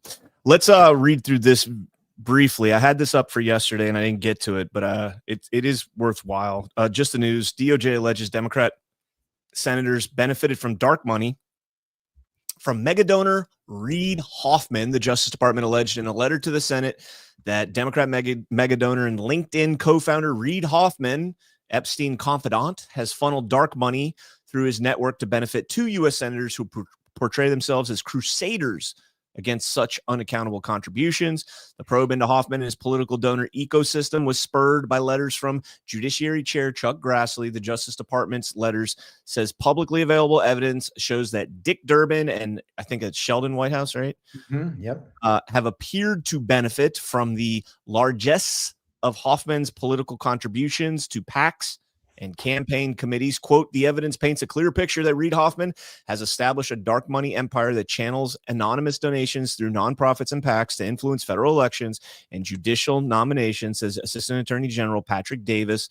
Quote, additionally, ranking member Durbin, Senator Whitehouse, and other Senate Judiciary Committee members have apparently benefited from this system, and their continued public attacks on quote unquote dark money while accepting Mr. Hoffman's indirect financial support are troubling. The Justice Department pointed to over 1,650 contributions in excess of $76 million to Democratic and Democrat-aligned causes. Hoffman served as president of Patriotic Republic, a 501c4 organization, until at least 2023. In 2019, it awarded $4 million to other liberal nonprofits, including $2 million to the 1630 Fund, a 501c4 fiscal sponsorship organization created by consulting firm Arabella Advisors. Patriotic Republic also gave $2 million to Acronym, which produces digital media campaigns for Democrat-aligned causes. 1630, which was labeled by Politico as a liberal dark money behemoth, raised $140 million in the run-up to the 2020 election. Isn't it crazy how all those numbers sound like chump change at this point? Right. I mean, those are massive amounts of money, don't get me wrong, but like that's like a 2-year contract for a star third baseman. You know what I mean? $140 million. It's crazy. Yeah, and when you start talking about like actual budgets from the US government, billions of dollars, it doesn't sound. But when you're talking about a campaign, that's where it gets concerning because, campaigns, especially for senators and congressmen as opposed to president, don't typically get that much money. But in addition to obviously the act blue, win red smurfing aspect of this type of thing, because I'm sure 1,650 transactions totaling up to that, I'm sure there was some shenanigans perhaps. Citizens United has to go away, man. Like, in addition, it's so many of us focus on election fraud and securing our elections. And obviously that's the most important thing, period, bar none, end of conversation. But the money that's able to pour into campaigns from, super PACs and political action committees and everything else has to be like, that has to be cut off, man. It enables corporatism. It enables, the fourth pillar of our government, the corporations, to continue to put their thumb on the scale. And it completely and totally subverts any facet of the will of the people. And for the Supreme Court to rule, for those that don't know, Citizens United was, I think it was 2000 and what year was it? 2000. I want to say 2010, but I might be misremembering that. Citizens United basically, I think you're right. I think it was 2010. It's either 2010 or 2012. Basically says that a corporation is a person in terms and its money is free speech, and they can donate as much money as they want to these political action committees, which then in turn can't directly give to a candidate, but they can support everything the candidate does. They just can't outwardly say, I support so-and-so. So it is an utterly broken system. Let's jump into some geopolitics here as we begin to wrap up the show. Politico, Macron warned that the U.S. could betray Ukraine in leaked leaders' call, according to Der Spiegel, German outlet. The details What does it mean for the United States to betray a foreign nation? Spot on, man. Sorry. No. You're exactly right. Like, what the hell does that mean? Betray? Yeah. Betray what? Do we have some sort of a formal agreement? Are they a member of NATO? That's exactly right, man. It says the details of the phone call involve Macron, German Chancellor Friedrich Merz, NATO Secretary General Mark Rutte, Finnish President Alexander Stubb, Ukrainian President Volodymyr Zelensky, and others as the leaders discussed the U.S.-led peace negotiations with Kyiv and Moscow. So the details were leaked, and I'm going to point at somebody in Rutte's circle, because didn't he call Trump daddy or something? Isn't that yeah, isn't he I think he was that one. Yeah. He's come to the Oval Office, I think, twice in this Trump term, and he is as complimentary of Donald Trump as anyone I have ever seen. Yeah, and that's why it's kind of strange that when I saw his name appear in this, I mean, obviously he would be there on this call, but I thought it was a little strange. It says, quote, "There is a possibility that the U.S. will betray Ukraine on the issue of territory without clarity on security guarantees," Macron said, adding that there was a great danger for Zelensky. The territory and security guarantees were pretty clear in that agreement, by the way, just throwing that out there. Macron's office released its own summary of the exchange, saying, quote, "in which the word betray does not figure." I don't even know what that means. The French foreign ministry said that, quote, "exchanges with our U.S. counterparts are particularly rich. You no doubt saw that the French president received Ukrainian President Volodymyr Zelensky at the Élysée Palace on Monday, and immediately afterwards debriefed negotiators in Florida and, of course, President Donald Trump." Merz chimed in that Zelensky had to be, quote, "extremely careful in the coming days. They are playing games both with you and with us," Merz said. "Who is they and who is us?" Seemingly referring to Steve Witkoff and Jared Kushner. Finland's Stubb seemed to agree with Merz, saying, quote, "we cannot leave Ukraine and Vladimir alone with these guys." Quote, "I agree with Alexander. We must protect Zelensky," said Rutte. A Ukrainian diplomat granted anonymity. A Ukrainian diplomat granted anonymity said, quote, "in general, only the Russians benefit from any splits between Europe and America. So our consistent position is that transatlantic unity must be maintained." We talked earlier in the week when President Trump, or when Witkoff and Kushner were meeting with Putin, and what did we see from Zelensky at that same time, from Ukraine? Not necessarily from Zelensky. They bombed 2 ships in the Baltic, or in the, excuse me, not in the Baltic, in the Black Sea. They bombed 2 ships in there because of sanctions, which, by the way, sanctions do not permit you to bomb ships. Okay. I don't know who needs to tell the little man, the little actor guy, that. Then we see Zelensky, going off to the EU, to NATO, or not. I don't even want to say NATO, to the EU. If America's not there, it's not NATO. Okay. Let's just be real about this. The greatest thing that could ever happen to America is the fracturing of NATO, because we will save hundreds of billions of dollars by not running their entire military in Europe. Time for them to man up themselves. But anyways, yeah, a couple tweets on this. Disclose had this out, saying that the new Germany's Chancellor Merz has a deep mistrust of the U.S. government, saying that they're playing with us. Russia Today, or RT, excuse me, said Macron warned Trump could betray Ukraine in a leaked call. The French president told Germany's Merz and NATO's Rutte that Washington could force Zelensky to give up territory without clarity. And then we got this story right here, where CNBC is going to get one thing correct in this whole story. Putin's latest warning to Ukraine shows how unlikely a peace deal is. Yesterday, we read a headline, me and Alpha. Actually, it might have been Ash. It might have been on Wednesday, where they're like, Putin threatens the EU. With war? Did you see the headline? No. Let me see if I could just pull this up, because this is one of the grossest types of propaganda Oh, let me see. Putin. Latest warning. No, Russia. I think this was it. Yeah, here it is. Same outlet. Putin threatens Europe with war if it wants one.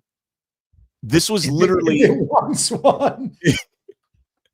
This was literally in response to the EU saying that we, or NATO as EU without American involvement, saying that offensive attacks on Russia may be defensive. And Putin's like, oh, you want a war? Bring it on. Mm-hmm. And that's Putin threatening Europe.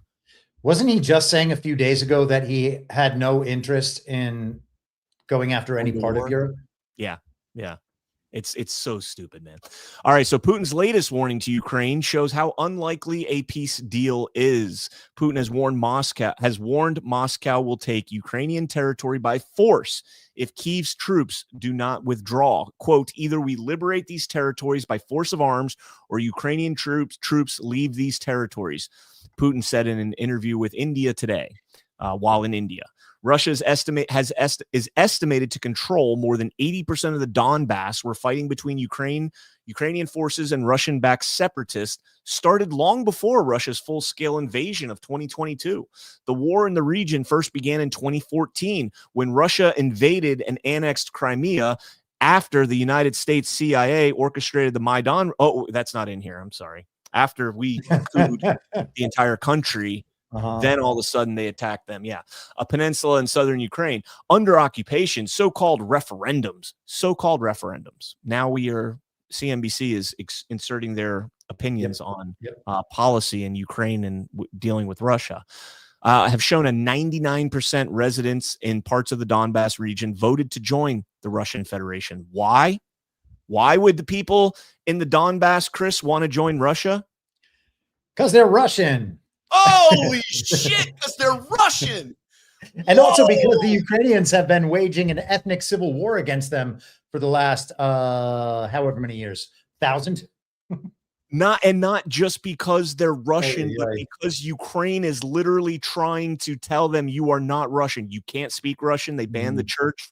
They're the Eastern Orthodox Church. And so the people said, F this, we're out. We're voting to annex ourselves. And they voted for it. Oh, it says those referendums have been widely criticized as sham votes by the international community. That's what they did to Maduro last year, too, by the way. That's what, did you see? We just sent a delegation to Honduras. Yes. I didn't see the result of all that, though. I know that Tito won. So was that a Trump thumbs up? I can't remember who he was. Tito is who Trump, but he only won by like 515 votes. And we sent over a delegation of U.S. representatives from the election. Oh, wait, nope. They weren't representatives on the election committee. They were on the House Permanent Select Intelligence Committee, because that's who we need to go monitor elections in Honduras, which, by the way, Honduras, and I'm going to reiterate this again, Honduras has no mail-in voting. They have no early voting. They have biometric facial ID and voter ID cards for every single voter. What? I'm okay. I just think I think it's weird how deep the biometrics are going. And at some point, we've talked about this before. There's no reason to go deeply into it, but the idea that we're going to have privacy in any sense seems to be just vanishing. That's gone. At this point now, it's a matter of like the Home Depot thing we were talking about before. You know, at Home Depot now, when you are in the checkout line, especially the self-checkout, they have like a little camera that is looking at you. Yep. Well, that's doing biometrics. I mean, of course they know our purchase history at every place we've ever been to. It used to be, and you know, to show you when you give away your rights, you never get them back. You give away your privacy, you never get it back. It used to only be like if you bought certain things, like if you went in and bought like Sudafed and like all the ingredients to make like meth, then they would flag you. If you bought like, you know, batteries and ball bearings and ammonium nitrate, you're probably going to get flagged. And now it's just like they have everything. Yeah, I mean, it seems like we are being slowly conditioned into a world where all of our activity is publicly available online for anyone who wants to look. And who knows, maybe that is a better world. I don't know. Well, and they have to turn around and That's horrifying, just to be clear about that. Well, they need to protect us from, autistic black guys who want to plant bombs at the RNC and DNC, and police work shits the bed for 5 years on catching this guy because that was a very dangerous threat. And so it's very dangerous out there, and people need to give up a little bit of security for a little bit of liberty, or a little bit of liberty for a little bit of security. We need to do that. It's a Ben Franklin, kind of the opposite of Ben Franklin. For people who don't know that. All right, let's finish up here. Marnie Howlett, a lecturer in Russian and Eastern European politics at the University of Oxford, told CNBC on Friday that the war could only end when Russia stops attacking Ukraine. Quote, given the Kremlin shows a lack of genuine interest in ending the conflict, no peace agreement is likely anytime soon. It's almost 4 years now that thing's been going on. Right. It really is crazy. And I guess, we did the Hindsight 2020 show for a little while last year. And the point of that was that these stories come back around in these rerun cycles. And I just saw the other day, we're getting a bird flu scare now, same timing as the COVID nonsense began in 2019. They just keep running the same stories over and over again, and we keep believing them. Yep. I had these stories pulled up and I was going to get into them, but I'll just quickly summarize them. So this story here, a woman, she was on Piers Morgan, says 11 police officers. Now this is in the UK, not here. 11 police officers, mostly men, broke into her house to arrest her while she was naked in the bathtub. And what did she do? She sent a text message that contained the word faggot. And it was in reference to a man who had sexually assaulted her, right? Yeah. Yep. A man that sexually assaulted her. She called him a faggot. And the police, 11 cops, raided her house over that. Yes. Yeah. Assuming that this is real. And I know it sucks to say that stuff because we have this sense that the government really does do this. And we've been told a number of times that European governments in particular do this. But this is not all that different than the Douglas Mackey thing we saw here. Right. And I can't wrap my arms around that story and say, oh, yeah, for sure that's real. Well, Douglas Mackey was on this show. Was he? On Daily? He was on Daily when his case got dropped. Because I followed his case pretty closely, and there was a lot of shenanigans in that case. Tampering with a witness. Don't say. Yeah, they tampered with a witness. They let him go on appeal. He wasn't, but yeah, same situation.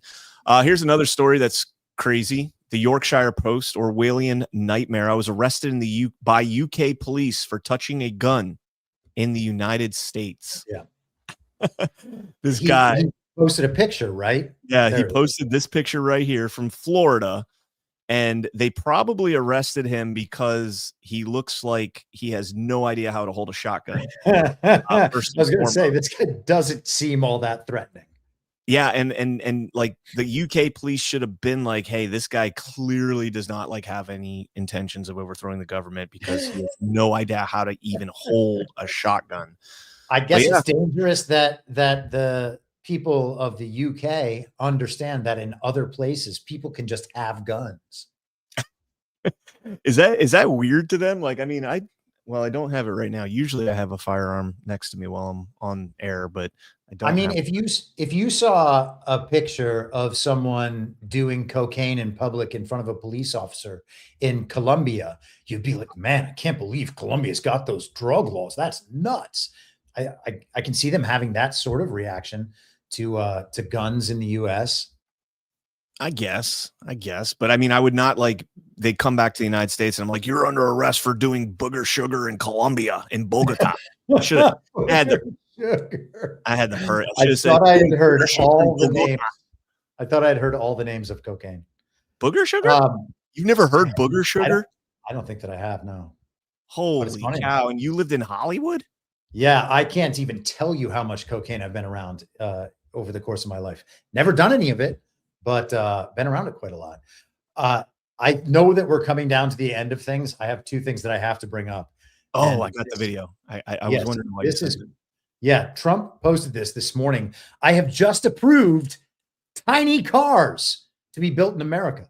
Manufacturers have long wanted to do this, just like they are so successfully built in other countries. They can be propelled by gasoline, electric, or hybrid. These cars of the very near future are inexpensive, safe, fuel efficient, and quite simply amazing. Start building them now. Thank you to the DOJ and the Departments of Transportation and Environment. Enjoy, President Donald J. Trump. I don't know why or how the president can be giving permission on what cars to build, but this is Silicon Valley, the HBO show from like 10 years ago. Hilarious.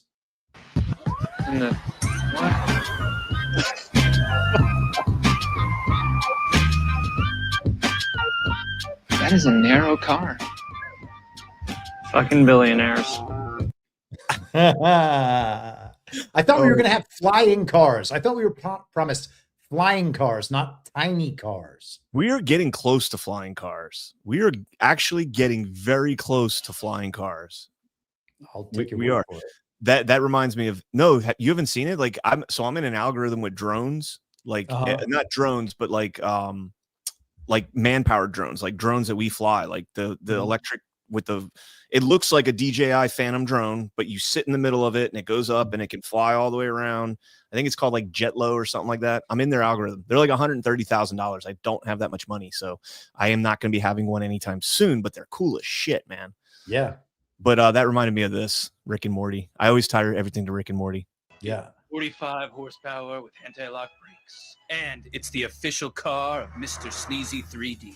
It's the brand new Sneezy XL. The horn, when you honk it, makes a sneeze noise. It's polite, it's right, and it's Sneezy DZ McDeluxe. Oh, Mr. Sneezy, achoo.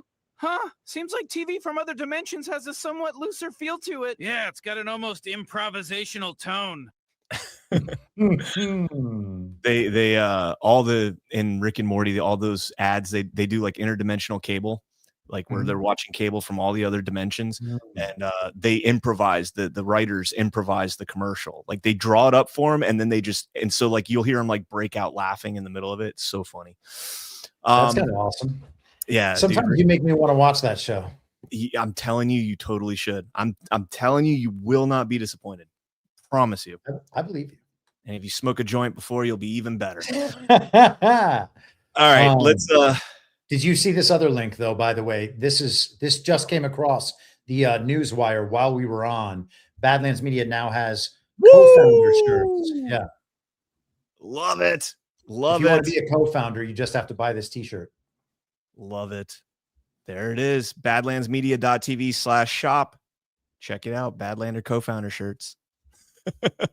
Perfect. I'm buying one as soon as we're done.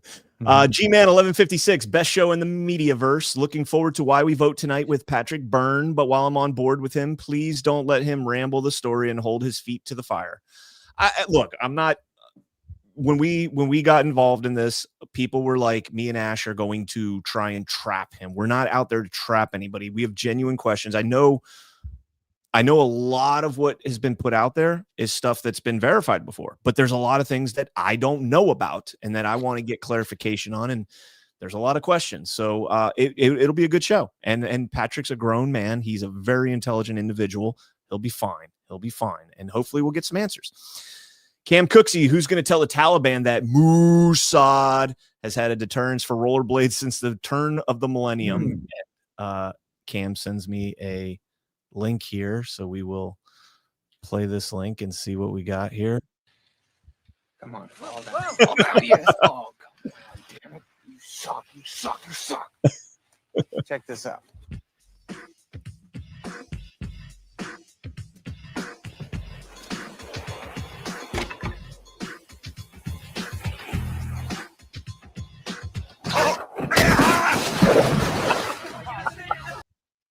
That looks so painful.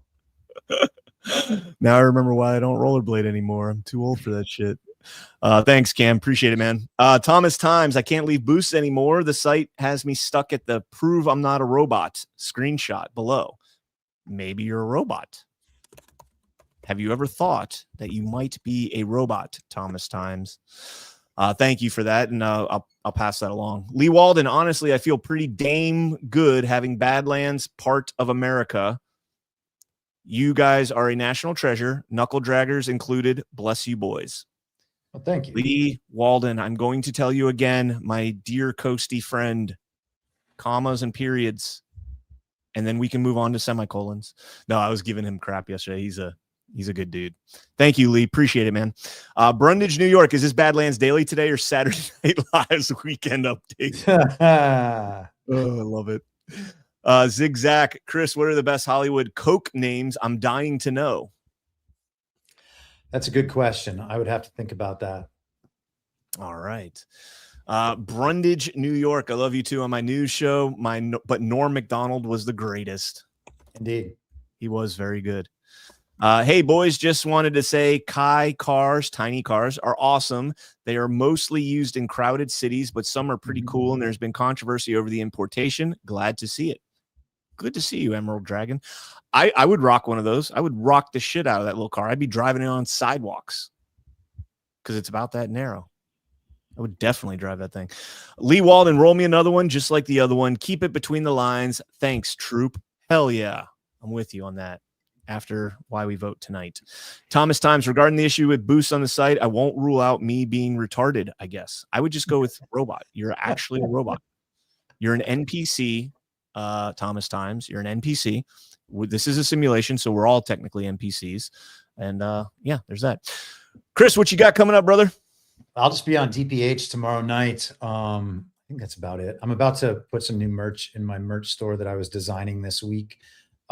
And Bolivian marching powder is the best one I can think of right now. Bolivian marching powder? Oh, booger sugar is way better. That was from Bright Lights Big City, Jay McInerney's book, like from the, I think it was the early 90s. No, actually that was from the 80s, like 40 years old. And actually there was a movie, Bright Lights Big City, starring Michael J. Fox back then. Ah, well, if you can filibuster for 20 more seconds, we will be ending the show exactly at noon. Well, 7, 6, 5, 4. We started the show with an advertisement for Rise Attire and merch, and we ended the show with an advertisement for Badlands merch. So did that get us there? No. We're ending with soft disclosure. They say confidence starts with a smooth skin. And baby, soft disclosure lotion delivers. I swear by this stuff. Like, I kid you guys not. This is the first lotion I've ever had in my entire life that, like, I don't get ashy after I put it on any part of my body. Like, my hands are always dry, and my hands have not gotten ashy without, like, rinsing them through water and washing them with soap since I started putting soft disclosure on. Like, it is black man approved. I kid you not. Black man approved. You heard him. And let's be real. If it can handle his hands, it can handle anything. Feet are like, they get so dry, like the heels of them, it'll just kind of like flake off. Like, but with soft disclosure, once you put it on, like it starts to absorb it. Yeah, he went there. Don't worry, we won't show you his feet, but trust us, they're smoother too. Soft disclosure lotion is made with aloe, goat's milk, honey, and our exclusive oil blend that actually restores your skin barrier. Visit softdisclosure.com, use code BADLANDS, and get 15% off.